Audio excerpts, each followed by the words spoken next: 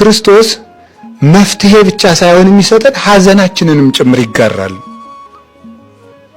ሐዘናችንንም ጭምር ይጋራል። መፍትሄ ብቻ አሁን መፍትሄ ሰጥቶ መምጣት ግድ የለሽነት ነው። አሁን አንድ ሰው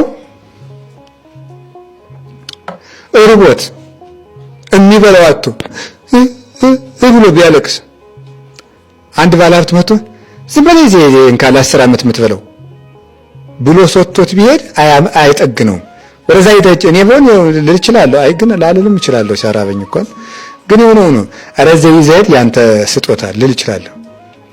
ምን ሆነ ነው ግን እንደው እናቴ ምን ሆነ ነው የምታለቅሰው ብሎ ግን ሰምቶ ሲያበቃ ግን ለ10 ዓመት ቀርቶ ለወር ቢሰጠኝ እወደዋለሁ።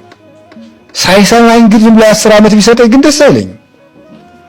ስለዚህ አሁን ክርስቶስ ምንድነው የሚያደርገው? የኛን ሐዘን ይሳተፋል። ታውቃላችሁ በአልዓዛር የሞተ ጊዜ ጌታ ምንድነው ያደረገው? ሄዶ ምን ሆናችሁ እናንተ የምታለቅሱ? አልዓዛር ሞቶብን ነው እንዴ?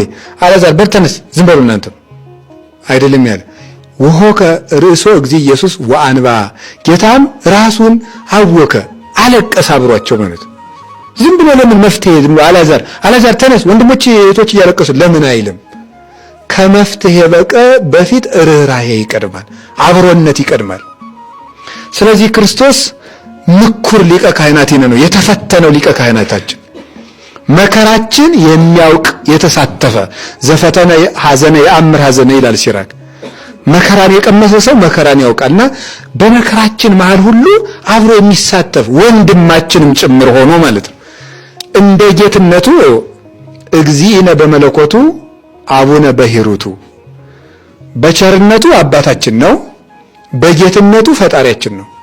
ስለዚህ እንደ ጌትነቱ መፍትሄ እየሰጠ ስጋችን ስለተዋሃደ ደግሞ እንደ ወንድም አብሮን ይንቀሳቀሳል፣ አብሮን ይኖራል።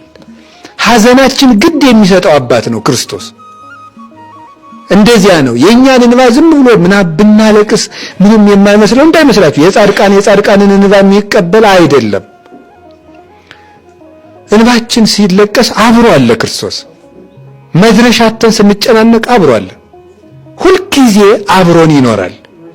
ሐዘናችንን ሐዘን ያደርጋል። ይሄንን የሚያደርገው መድኃኒዓለም ለኛም አብነት ሲሆንን ነው። ለሰው መፍትሄ ከመስጠት በፊት ማዳመጥ ይቀድማል፣ አብሮ መሆን ይቀድማል።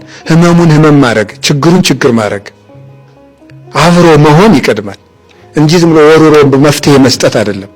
ያ ግድ የለሽነት ነው። ከስጦታ ፍቅር ይቀድማል። ፍቅር ባንኳኳችበት በር ስጦታ ተከትሎ ይገባል እንጂ ዝም ብሎ ሄዶ ጥሎ መምጣት አይደለም። እና ክርስቶስ እንዲያርገ ይወደናል። ስለዚህ እያሐፍር በይለ አሃዌ እስመ ደቂቅ ተሳተፍጎ በሥጋ ወደም እሱ እኛን ወንድሞቼ ማለትን አያፍርም ይላል ቅዱስ ጳውሎስ ዕብራውያን ምዕራፍ 2 ላይ ሲናገር እኛን ወንድሞቼ ማለት አያፍርም።